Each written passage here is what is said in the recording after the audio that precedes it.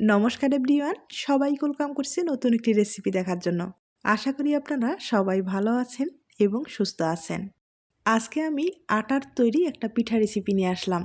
হঠাৎ পিঠা খেতে ইচ্ছে করলে কোনো রকম ঝামেলা করতে হবে না, সহজ উপায়ে এই পিঠাটা তৈরি করা যাবে। তাছাড়া পিঠাটা তৈরি করার পরে সাথেই যে খাওয়া হবে তা না, আপনারা চাইলে পুরো মাস জুড়ে সংরক্ষণ করে খেতে পারবেন। এখানে আমি প্রায় 200 গ্রাম আটা ব্যবহার করলাম। আটার পরিবর্তে আপনারা কিন্তু ময়দা ব্যবহার করতে পারেন। এবার স্বাদ মতো লবণ দিয়ে দিব। তবে আপনাদের হাতের কাছে চালের গুঁড়ো থাকলে সামান্য পরিমাণে ব্যবহার করতে পারেন। তাতে পিঠাটা খেতেও ভালো লাগবে এবং মুচমুচে যে ভাবটা সেটা কিন্তু রয়ে যাবে। এখন আমি এখানে মিষ্টির জন্য 2 চামচ চিনি ব্যবহার করব। চিনিটা আপনারা আপনাদের পছন্দ মতো ব্যবহার করতে পারেন। এরপরে 2 চামচ এখানে গুঁড়ো দুধ ব্যবহার করলাম। আর গুঁড়ো দুধ ব্যবহার করলে এই পিঠাটা খেতে কিন্তু ভীষণ ভালো লাগবে। এখন সবকিছু উপকরণ একটু ভালোভাবে মিশিয়ে নেব।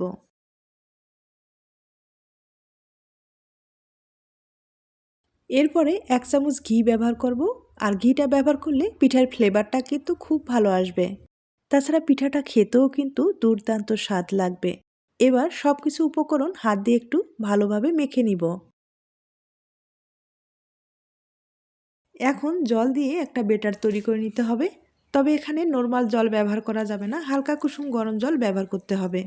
আর বেটারটা কিন্তু আঠালো হতে হবে, তাই অবশ্যই হালকা কুসুম গরম জলটাই ব্যবহার করতে হবে। এবার খুব ভালোভাবে আমি মিশিয়ে একটা বেটার তৈরি করে নেব। তবে জলের পরিমাণটা একবারে দেওয়ার দরকার নেই, বেশি কম হতে পারে। অল্প অল্প করে জলটা দিয়ে বেটারটা কিন্তু তৈরি করে নিতে হবে।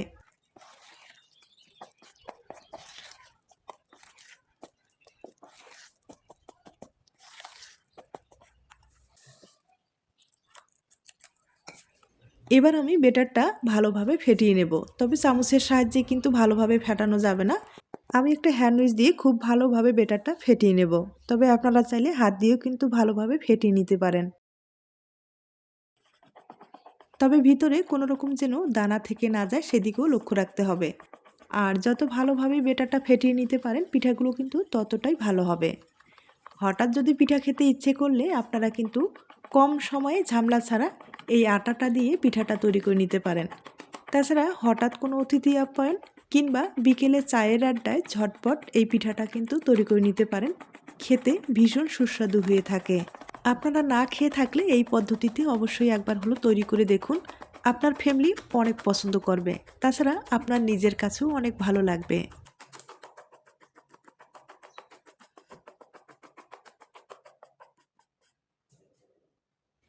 বেটারটা আমি কিছু সময় ফেটিয়ে নিলাম। এখন এখানে একটা আমি ডিম ভেঙে দিব।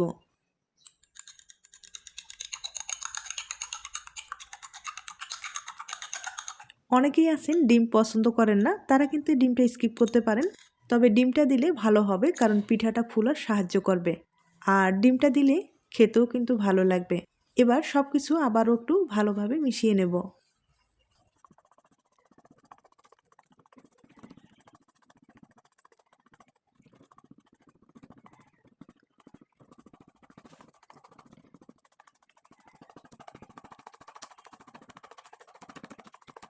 বেটারটা আমি একটু সময় নিয়ে ভালোভাবে ফেটিয়ে নিলাম।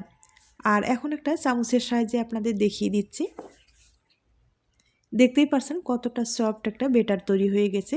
তবে ভিতরে আমার মনে হয় একটু দানা রয়ে গেছে। দানা থাকলে ডিজাইনটা তৈরি করতে সমস্যা হয়ে যাবে। তার জন্য অবশ্যই কিন্তু চেলে নিতে হবে।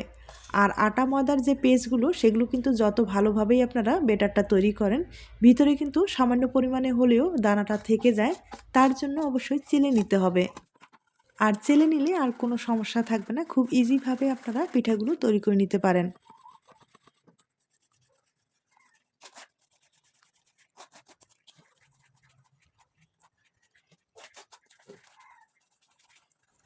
বেটারটা আমি খুব ভালোভাবে চেলে নিলাম। আর দেখতেই পারছেন এখন কিন্তু ভিতরে কোনো রকম দানা নেই। আর বেটারের ঘনত্বটা আমার মনে হয় আপনারা বুঝতে পেরেছেন। এখন যেটা করতে হবে, এই বেটারটা একটা প্লাস্টিকের ব্যাগে আমি ভরিয়ে নেব। তবে আপনাদের হাতের কাছে জলের বোতলগুলো থাকলে সেই জলের বোতলের সাহায্যেও কিন্তু পিঠাটা আপনারা তৈরি করে নিতে পারেন। আর জলের বোতলে যদি আপনাদের সমস্যা হয় সেক্ষেত্রে কিন্তু যে কোনো নর্মাল প্লাস্টিকের ব্যাগে এই বেটারটা ভরিয়ে খুব সহজেই কিন্তু আপনারা পিঠাটা তৈরি করে নিতে পারেন। আর এখানে কোনো রকম ঝামেলা করতে হবে না। আমি একবারে নরমাল প্লাস্টিকের ব্যাগে ভরিয়ে পিঠাগুলো আমি তৈরি করে নেব।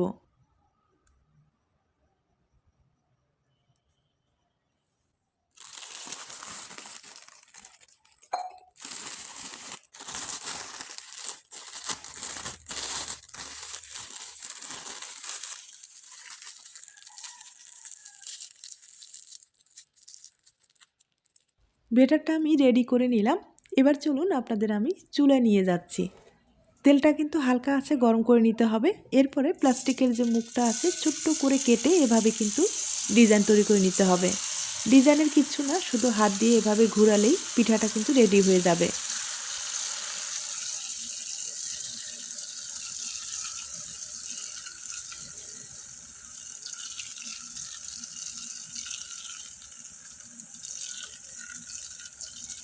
আমি হাতটা ঘুরিয়ে ঘুরিয়ে এভাবে কিন্তু একটা পিঠা তৈরি করে নিলাম।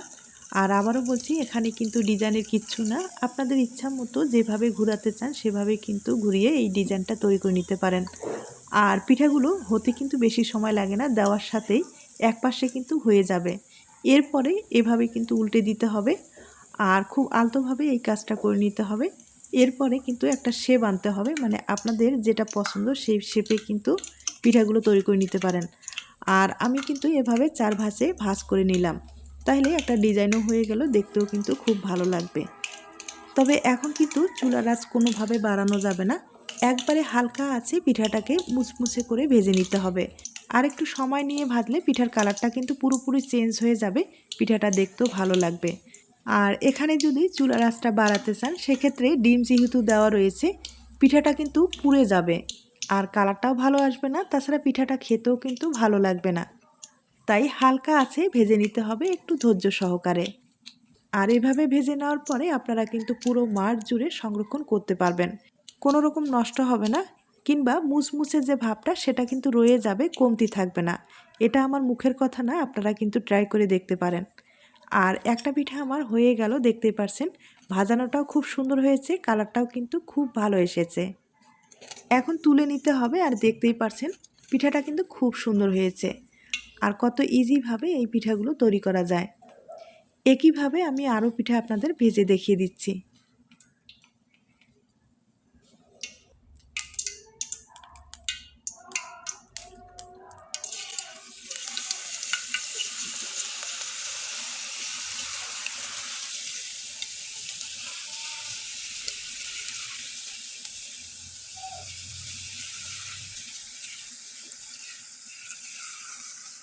এই পিঠাগুলো আপনারা চাইলে কিন্তু একটু মোটা করেও তৈরি করে নিতে পারেন, সেক্ষেত্রে এই যে বেটারটা এখন দেওয়া হচ্ছে একটু বেশি করে দিলেই কিন্তু পিঠাটা মোটা হবে, অথবা চিকন করে নিতে পারেন। আমি কিন্তু মাঝারি সাইজ করেই তৈরি করে নিলাম। আর এখন পিঠাটা কিন্তু আবারও উল্টে দিতে হবে একই প্রসেসে।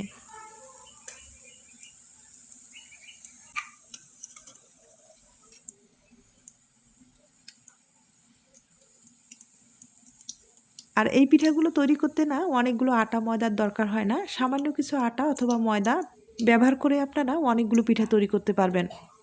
খুব ইজিভাবে কিন্তু যে কেউ খুব সহজ পদ্ধতিতে এই পিঠাটা তৈরি করে নিতে পারবে। আর খেতেও আমি আবারও বলছি ভীষণ সুস্বাদু হয়ে থাকে। আপনারা চাইলে কিন্তু কম সময়ে ঝামেলা ছাড়া এই পিঠাটা তৈরি করে নিতে পারেন।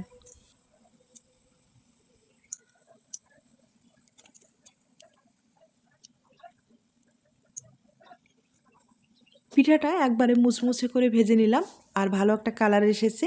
এবার কিন্তু তুলে নিতে হবে। তবে আবারও বলছি এই পিঠাগুলো কিন্তু হালকা আঁচেই মুচমুচে করে ভেজে নিতে হবে। তবে চুলার আঁচ বাড়ালে পিঠার কালারটা কিন্তু পুরোপুরি নষ্ট হয়ে যেতে পারে। তাই হালকা আঁচে আপনারা কিন্তু ভেজে আপনারা পুরো মাস জুড়ে সংরক্ষণ করতে পারবেন, কোনো রকম সমস্যা হবে না।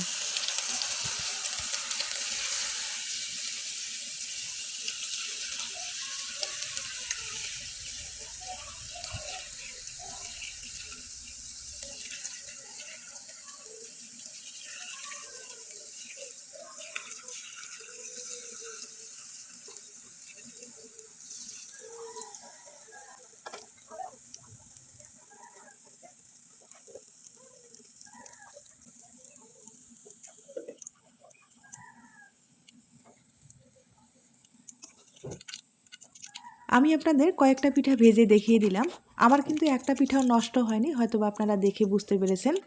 একইভাবে আমি কিন্তু অনেকগুলো পিঠাই ভেজে নিলাম, একবার আপনাদের দেখিয়ে দিচ্ছি।